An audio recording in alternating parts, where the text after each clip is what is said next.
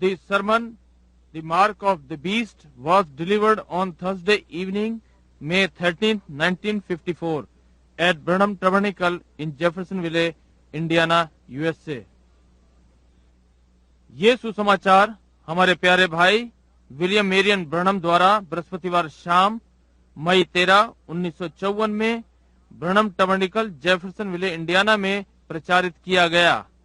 इसका हिंदी शीर्षक पशु की छाप और अंग्रेजी शीर्षक the mark of the beast है। Now, tomorrow night we are always featuring one thing, the Lord Jesus Christ. That's all. Amen. And whatever His divine will is for us to do. अब कल रात्रि हम सदा एक ही चीज को चित्रित करते हैं, वो केवल प्रभु यीशु मसीह है और जो कुछ भी उसकी दिव्य इच्छा हमारे करने के लिए होगी। If it be His divine will, tomorrow night on the seal of God, we're going to speak, if the Lord willing. परंतु यदि कल रात्रि उसकी दिव्य इच्छा परमेश्वर की मोहर के लिए होगी, यदि प्रभु चाहेगा तो हम उस पर बोलने जा रहे हैं। Tonight we give out, if He be His privilege for us to do it, or our privilege for us to do for Him rather tonight.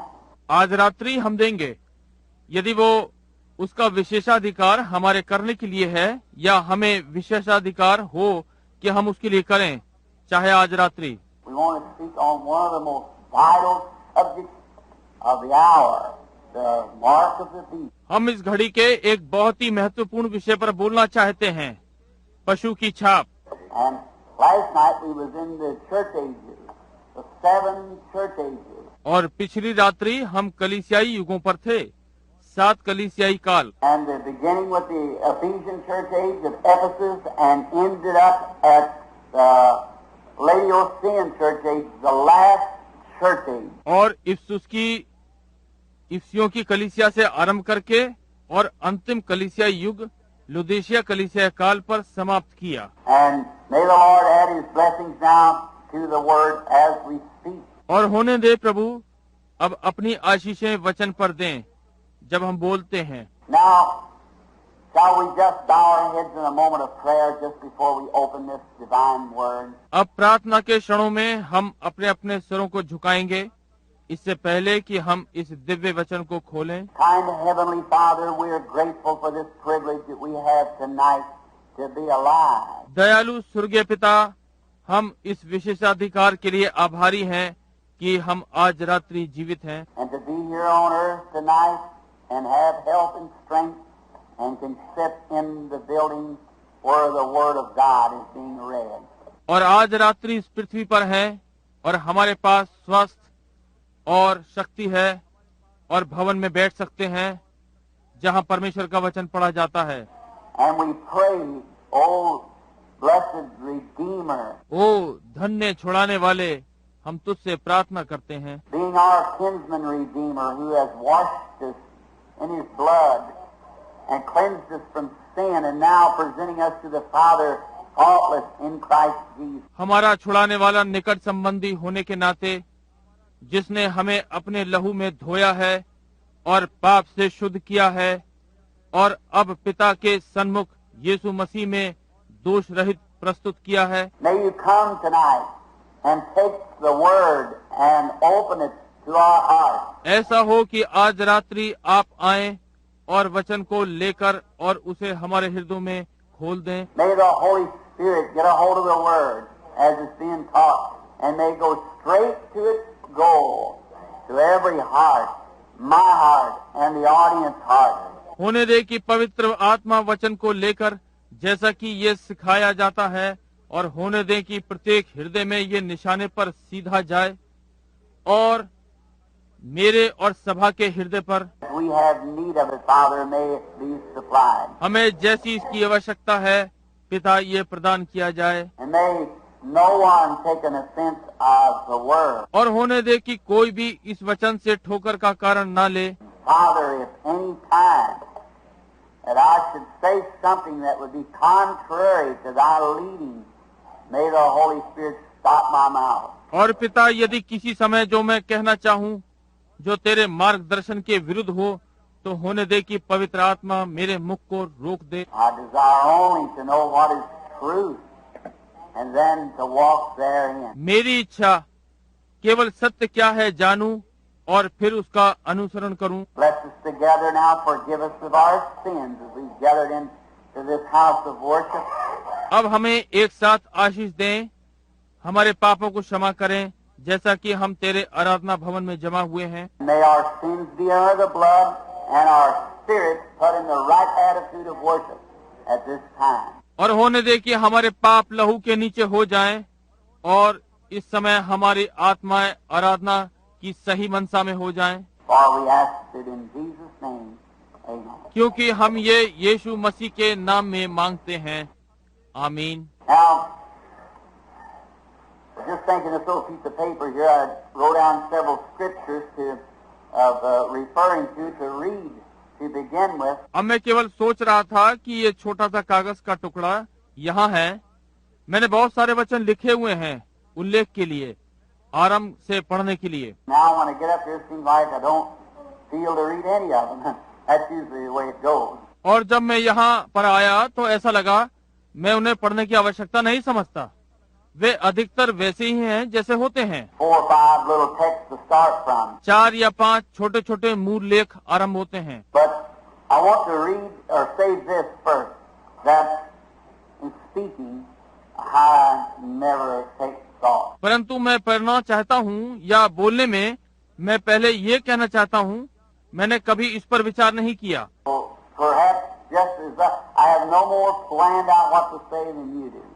Not a thing. I just wait for him. आप जानते हैं शायद जैसा कि मैंने क्या कहना है, ऐसी कोई योजना नहीं की। तब जैसा कि आप देखते हैं कुछ भी नहीं है, मैं केवल उसकी प्रतीक्षा करता हूँ। Just as I see it, I just reach and get it and hand it out. और जैसा कि मैं इसे देखता हूँ, मैं बस बढ़कर इसे पाता हूँ और आगे बताता हूँ। And then sometimes it may sound a little rough sometimes, but it's just the only way I receive it. और तब कई बार ये आपको थोड़ा अजीब सुनाई पड़ता है कभी कभी, परंतु ये केवल ऐसे ही है जैसे कि मैं इसे प्राप्त करता हूँ। That's the only way I can give it. इसलिए केवल यही विधि है कि मैं इसे आपको दे सकता हूँ। Now in this, we say again tonight, अब इसमें आज रात्रि मुझे ये फिर से कहने दें, is not directed towards any individual or anybody's religion. See? Not at all. ये किसी को व्यक्तिगत या किसी के धर्म की ओर सीधे संकेत नहीं करता, बिल्कुल नहीं। We don't believe in that. हम इसमें विश्वास नहीं करते। We believe that we are real, true Americans, that every man can have the privilege of worshiping God according to the dictates of his own conscience. हम विश्वास करते हैं कि हम सही सच्चे अमेरिकन हैं, कि हर मनुष्य को ये विशेषाधिकार है कि वो परमेश्वर की आराधना अपने विवेक की पूरे आदेश के अनुसार करे। And we want it to always be that way.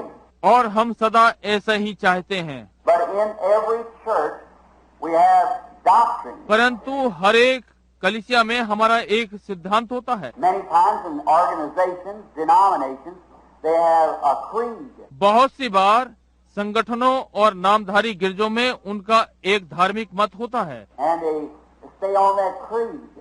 This is our creed. और वे उसी धार्मिक मत पर स्थिर रहते हैं। ये हमारा धार्मिक मत है। No matter what the minister thinks, he's got to preach the creed because he's in the denomination. इससे कोई मतलब नहीं कि सेवक क्या सोचते हैं, उसे तो धार्मिक मत ही प्रचार करना है, क्योंकि वो नामधारी गिरजे में है। And in here, we don't have no creed but Christ. That's the creed. और यहाँ हमारे पास कोई धार्मिक मत नहीं है, केवल मसीह, यही धार्मिक मत है। And no law but love. No book but the Bible. और कोई कानून नहीं, केवल प्रेम, कोई पुस्तक नहीं, केवल Bible. And Christ is the head, and the Bible is our textbook. The world is not perished. और मसीह अध्यक्ष है और बाइबल हमारा मूल ग्रंथ है। संसार मेरे लिए सड़ाहट है।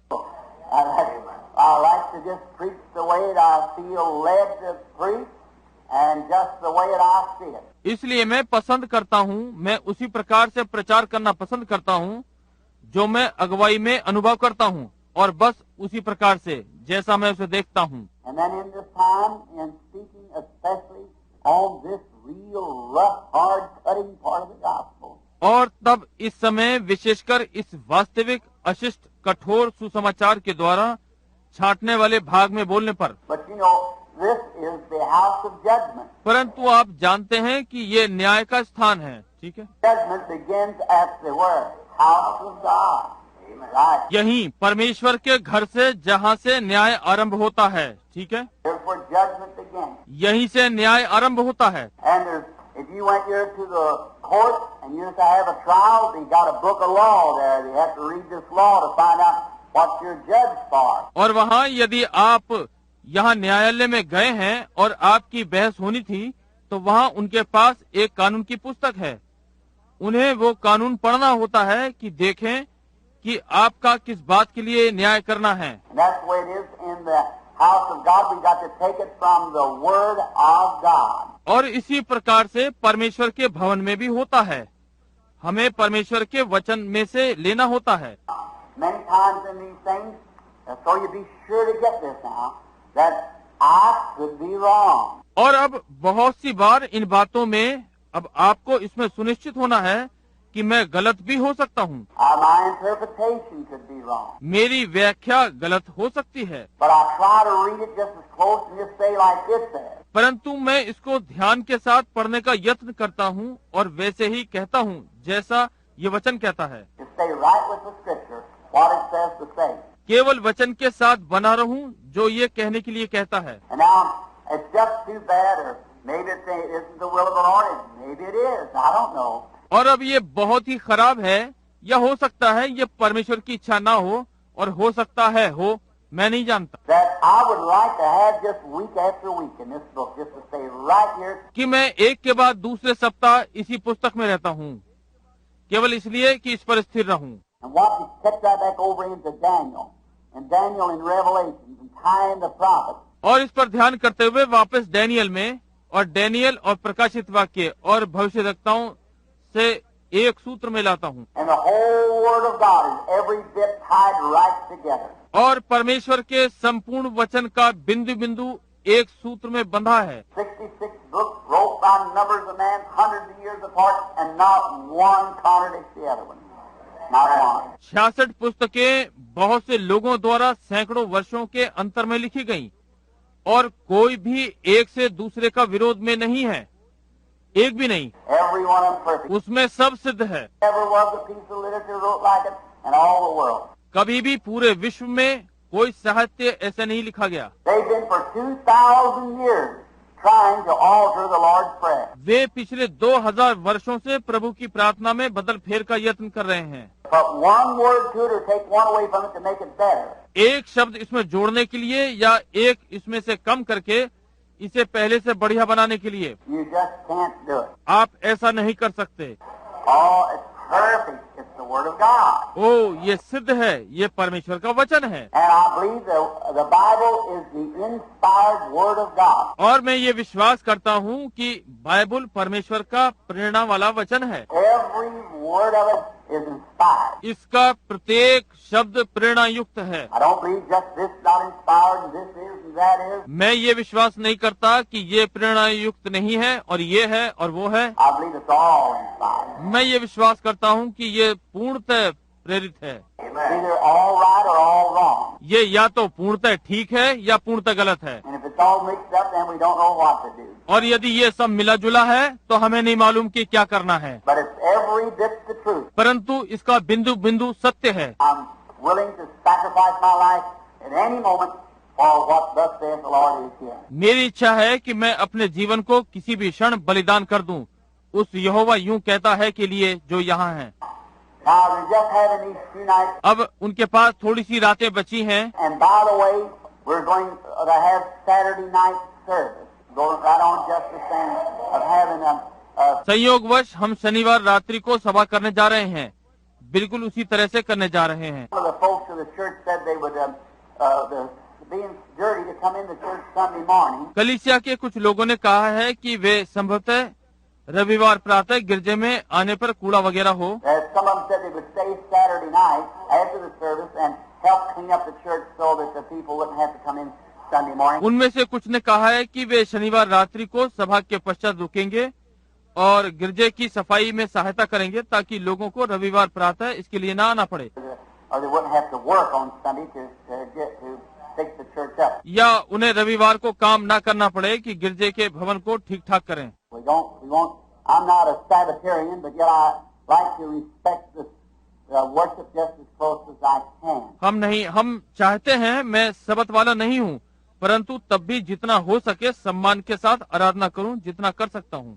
And now, then I think I'll announce tomorrow night, maybe if the Lord willing, what we'll talk on for Saturday night. और अब जब मैं सोचता हूँ, हो सकता है मैं कल रात्रि को घोषणा करूँगा, यदि प्रभु ने चाहा, कि जिस पर हम शनिवार रात्रि में बात करेंगे। Now, tonight is the mark of the beast. अब आज रात्रि पशु की छाप है And tomorrow night the seal of God. और कल रात्रि परमेश्वर की मोहर। They're the two most, I guess, most vital subjects to be spoke on in this day. ये दो विशेष, मैं समझता हूँ, इस दिन में बोलने के लिए ये परमावश्यक विषय है। For I truly believe that we're living in the time of this investigating judgment of God. क्योंकि वास्तव में मैं ये विश्वास करता हूँ कि हम परमेश्वर के न्याय के छानबीन के समय में रह रहे हैं। I believe we're right in the day of it. मैं विश्वास करता हूँ कि हम ठीक उसी दिन में हैं And we don't want to be radical, और हम उद्गम नहीं बनना चाहते, don't want to be fanatically. हम हर धर्मी भी नहीं बनना चाहते। We just want to approach it just as sane as the Bible will speak it here. हम समझदारी के साथ जितना हो सकता है, जैसा बाइबल यहाँ कहेगी, पास आना चाहते हैं। And that's perfect, of course. और ये बिल्कुल ठीक और सिद्ध है। And now, in doing this, we hear so many people today talk about the mark of the beast. और अब ये करते हुए हम आज बहुत से लोगों को पशु की छाप के विषय में बातचीत करते हुए सुनते हैं। We've heard it for a long time. हमने इसे बहुत पहले से सुना है। What is it? Who's going to have it? ये क्या है? ये कौन हो सकता है? कहाँ है? इसे कौन लेने जा रहा है? And if they do have it, what's it going to do to them? और यदि वे इसे लेते हैं तो ये इन सब के साथ क्या करने जा रहा है? What could it harm you? आपको क्या हानि पहुंच सकती है? Is there any harm to it? क्या इससे कोई हानि होगी? Well, that's what we want to find out from the Word of God. ठीक है, हम परमेश्वर के वचन से यही मालूम करने जा रहे हैं। First thing, if there is a mark of the beast spoke of in the Bible. पहली बात, पशु की छाप के लिए बाइबल में बोला गया है। And the next thing, what age will it pertain to? और अगली बात, तो ये किस युग से संबंधित होगा And who will be the people that will have it? और वो कौन लोग होंगे जो इसे लेंगे? What would you do? Could you have it and not know it? और आप क्या करेंगे? क्या आप इसे ले सकते हैं और इसका पता ही न लगे? And so forth. That just those questions like that. और आदि आदि, ये वो सब कुछ इस प्रकार के प्रश्न हैं। So, to the best of my knowledge, that this would be one of the most vital two subjects that I could think of in the Bible: the mark of the beast and the seal of God. इसलिए मेरी सही जानकारी में ये जीवन संबंधित दो आवश्यक विषय हैं, जो कि मैं सोच सका कि ये बाइबल में है, पशु की छाप और परमेश्वर की मोहर। Now, the first, I got a scripture here to show what just wrote out, just so I could turn to it, and that is अब पहले मेरे पास वचन है जो कि दिखाते हैं, या बस मैंने लिख लिए हैं ताकि मैं इन्हें निकाल सकूं, और वो ये है संत। Let's just see what the mark of the beast is, and is it dangerous to have this mark? Is it? इसे आरंभ करते हुए आइए हम देखें कि पशु की छाप क्या है और क्या इस छाप को लेना खतरनाक है, क्या है। In Revelation, the 14th chapter and the 9th verse, it's the third angel's message. अब प्रकाशित वाक्य का 14वां अध्याय और 9वां पद, ये तीसरे दूत का संदेश है। Any Bible scholar, I see Brother Stanley here and 2 or 3 more ministers sitting present. अब कोई भी बाइबल का ज्ञाता, मैं यहाँ भाई स्टैनले को देखता हूँ और 2-3 और सेवकों को यहाँ बैठे हुए हैं। Last evening there was some brethren here from the Baptist Seminary in Louisville, and perhaps there's some tonight. I do not know. और कल सांझ यहाँ कुछ भाई लोग लुइसविले के बैप्टिस्ट धर्म विद्यालय से थे, और संभवतः कुछ आज है, मैं नहीं जानता। There's probably Methodist, Baptist, Catholic, and might be Orthodox Jew. I don't know. और हो सकता है यहाँ कुछ मेथोडिस्ट, बैप्टिस्ट, कैथोलिक, और हो सकता है रूढ़िवादी यहूदी हो, मैं नहीं जानता। But it's not. This is not to hurt anybody's feelings. Not at all. परंतु ये नहीं है कि ये किसी की भावना को ठेस पहुंचाने के लिए है, बिल्कुल नहीं। And it's just the way the Bible is wrote, to read it, and let you look at it yourself. और ये केवल पढ़ने के लिए जिस प्रकार से बाइबल में लिखा है, और आप स्वयं में इसे देख लेंगे। Let's approach it just as sanely as we know how in the fear of God, knowing that He'll judge us for our words. और हम इसको वैसे ही समझदारी से देखें जैसे कि हम जानते हैं कि परमेश्वर के भय में कैसा होता है, ये जानते हुए कि वो हमारे वचनों के लिए हमारा न्याय करेगा। Our words will either bless us or condemn us at the day of the judgment. हमारे शब्द या तो हमें न्याय के दिन आशीषित करेंगे या फिर दोषी ठहराएंगे। And if I feel that I know something and keep it back, then God's going to make me pay for it at the day of judgment. और यदि मैं ये अनुभव करता हूँ कि मैं कुछ जानता हूँ और उसे छिपाए रखूँ, तो परमेश्वर न्याय के दिन उसके लिए मुझे बदला देगा। And souls of their hands saying, Brother Branham, if you'd only told us, we wouldn't have been in this condition today. और वे प्राण अपने हाथों से कह रहे हैं, भाई ब्रनम, यदि आप हमें केवल ये बताते तो आज हम इस दशा में नहीं होते। I want to stand like Paul of old, I'm free from all man's blood. मैं पुराने पौलुस के समान खड़ा होना चाहता हूँ, मैं सब मनुष्यों के लहू से स्वतंत्र हूँ। For I have not shunned to declare to you the whole counsel of God. क्योंकि मैं तुम्हें परमेश्वर की समस्त मनसा को बताने से न झिझका। That's right. Just as I see it. ये ठीक बात है, जैसा कि मैं इसे देखता हूँ। If I'm wrong, then God forgive me. और यदि मैं गलत हूँ तो परमेश्वर मुझे क्षमा करे। These things never come. I never went to any seminary, never went to any school, never took anybody else's word about it. ये बातें कभी नहीं आई। मैं कभी भी किसी धार्मिक विद्यालय में नहीं गया, कभी किसी में नहीं गया, इस विषय में कभी भी किसी से शब्द नहीं लिया। I went right straight into the Bible and prayer. मैं सीधा सीधा बाइबल में गया, प्रार्थना में। Divinely revealed by the Holy Spirit. और ये दिव्य रूप से पवित्र आत्मा द्वारा प्रकट किया गया। The same angel of God that directs me to see visions and so forth like that in the healing of the sick. परमेश्वर का वही सरदूत जो मुझे दर्शनों में निर्देशित करता है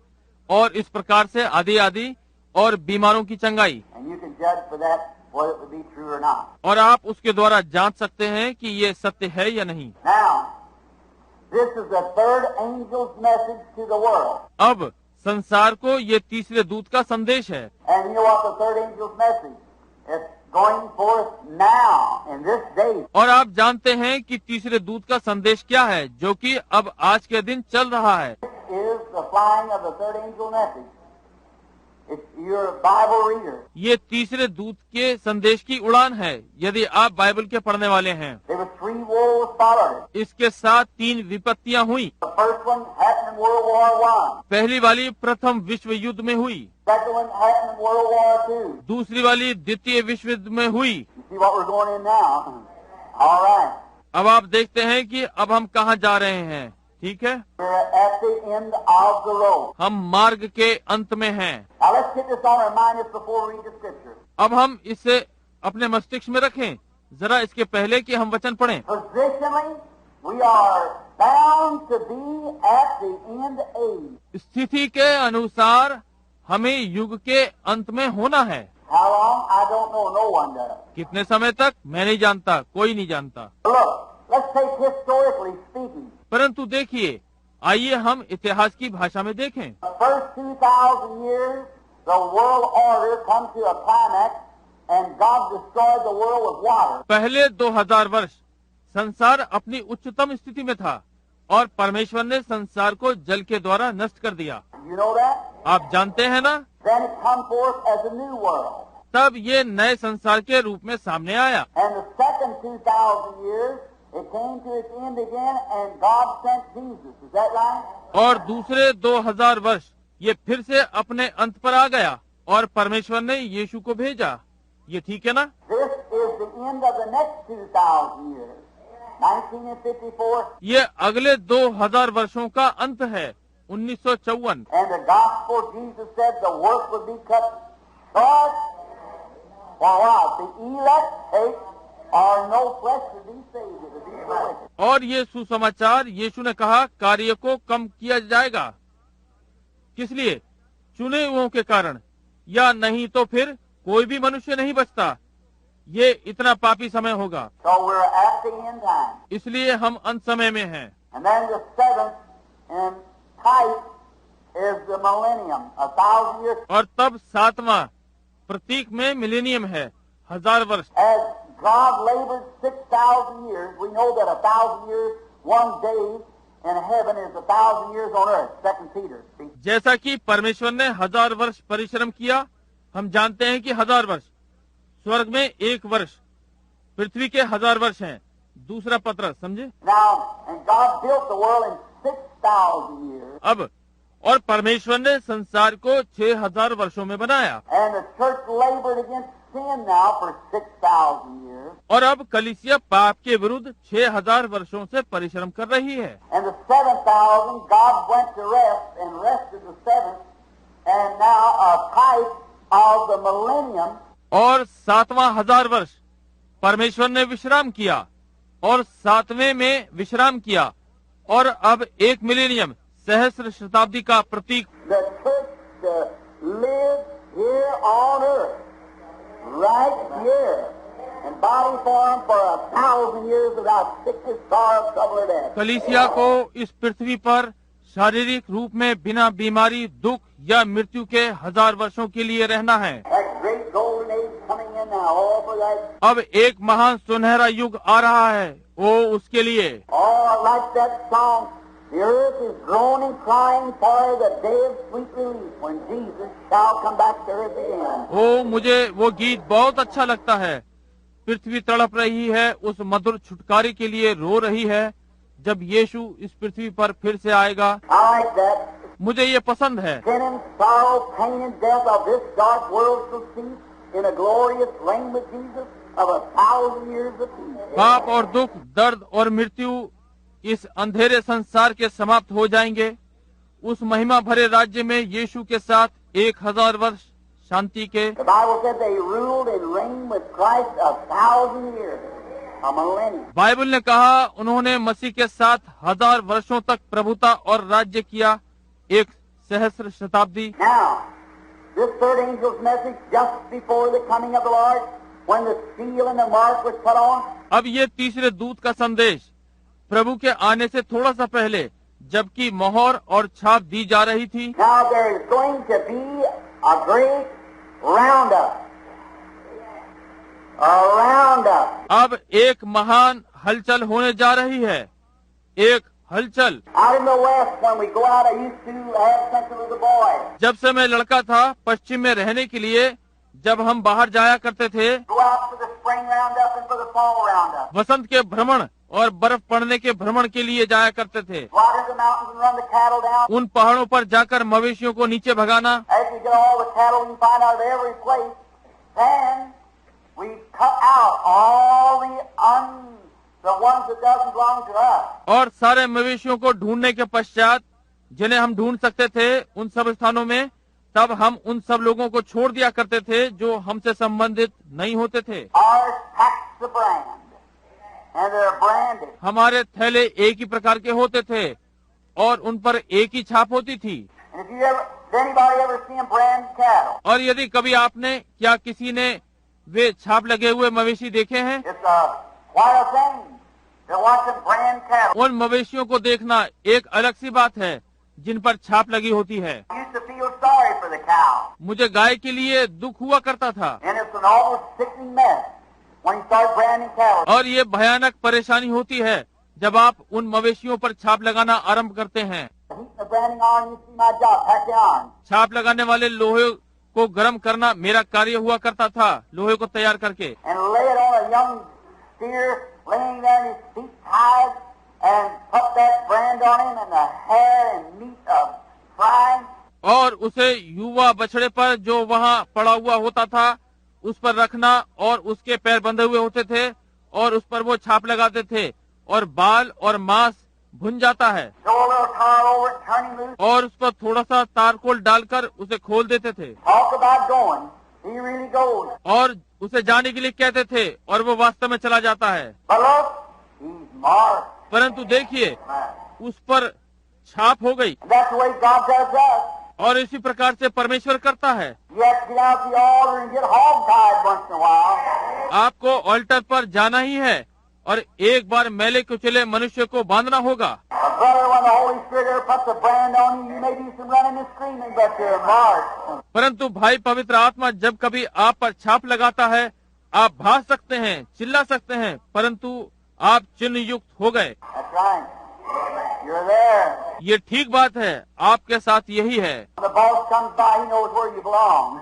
जब मालिक आता है वो जानता है कि आप कहाँ के हैं। But oh, to that stray yearling, that fellow that's condemned to be turned back in among the rusty. परंतु वो उस भटकने वाले 1 वर्षीय बालक को वो उन अशिष्टों में वापस चले जाने के लिए दोषी है। Now, the branding time. अब छाप लगने का समय है And now there's only going to be 2 riders in this. That's going to be God and Satan. और अब इसमें 2 तरह के सवार हैं जो कि परमेश्वर के और शैतान के होने जा रहे हैं। Satan will take his and God will take his. शैतान अपनों को ले लेगा और परमेश्वर अपनों को ले लेगा। Tonight we're going to see who's wearing Satan's brand. और आज रात्रि हम देखने जा रहे हैं कौन शैतान की छाप लेने जा रहा है। And tomorrow night we're going to see who's wearing God's brand according to the Word of God. और कल रात्रि हम देखने जा रहे हैं कि कौन वचन के अनुसार परमेश्वर की छाप लेने जा रहा है। Now, here's the angel's message, the 9th verse of the 14th chapter. 14वें अध्याय की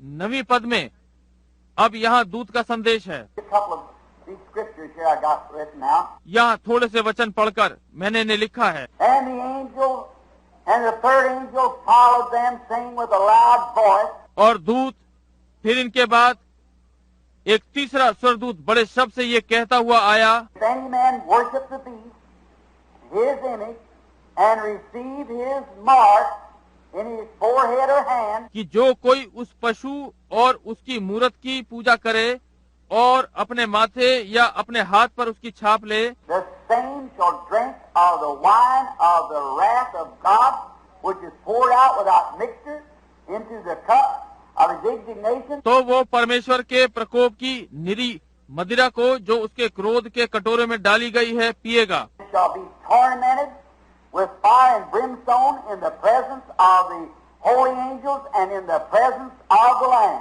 और पवित्र स्वर्गदूतों के सामने और मेमने के सामने आग और गंधक की पीड़ा में पड़ेगा। Sure don't want nothing to do with that. बिल्कुल उससे कोई मतलब नहीं रखना चाहते। Look, and the smoke of their torment ascended up forever and ever.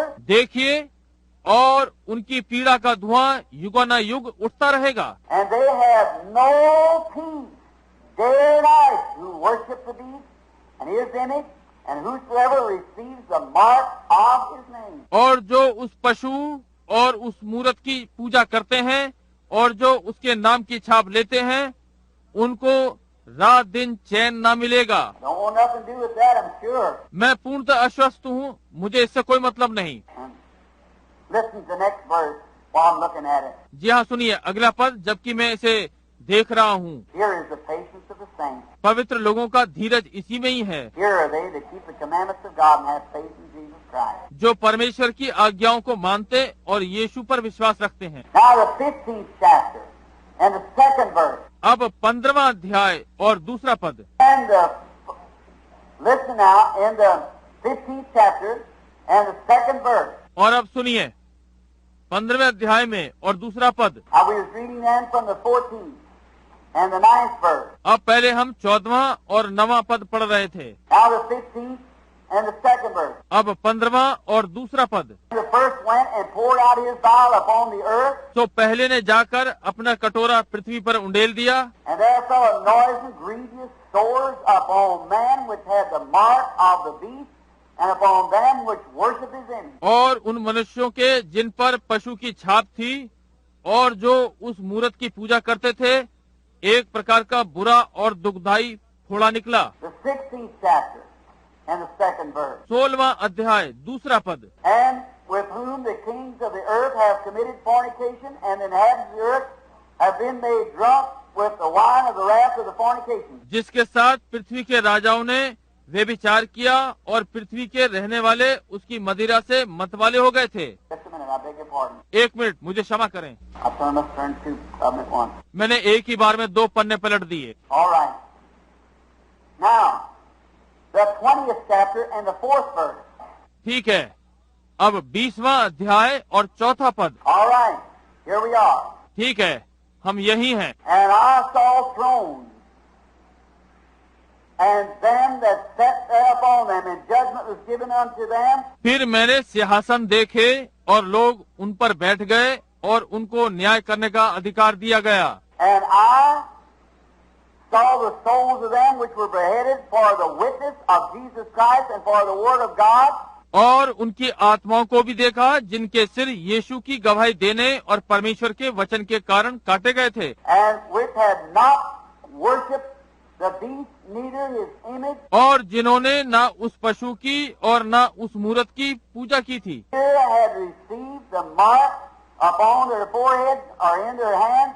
न उसकी छाप अपने माथे और हाथ पर ली थी। And they lived and reigned with Christ 1,000 years. वे जीवित होकर मसीह के साथ 1000 वर्ष तक राज्य करते रहे। Can't receive the mark of the beast and then worship Christ or be with him. पशु की छाप ग्रहण नहीं कर सकते और तब मसीह की आराधना करें या उसके साथ हों। But whosoever shall worship the beast or the image of the beast will be tormented in the presence of God and in the presence of the holy angel. परंतु जो कोई भी पशु की आराधना करेगा या पशु की मूरत की आराधना करेगा, परमेश्वर और पवित्र दूतों की उपस्थिति में यातनाओं में पड़ेगा। That's what the Lord says about it.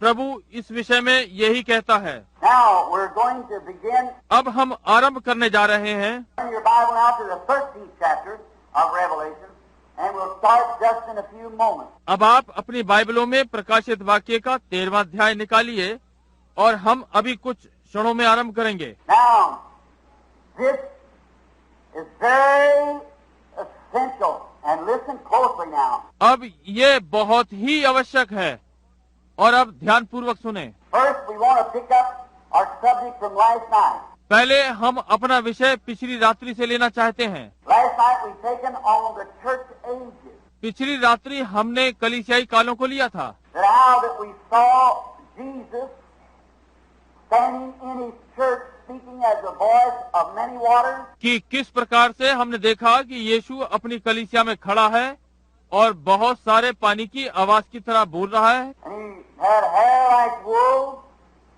eyes like flames of fire. और उसके ऊन सरीखे बाल हैं, आंखें आग की जलती ज्वाला के समान हैं।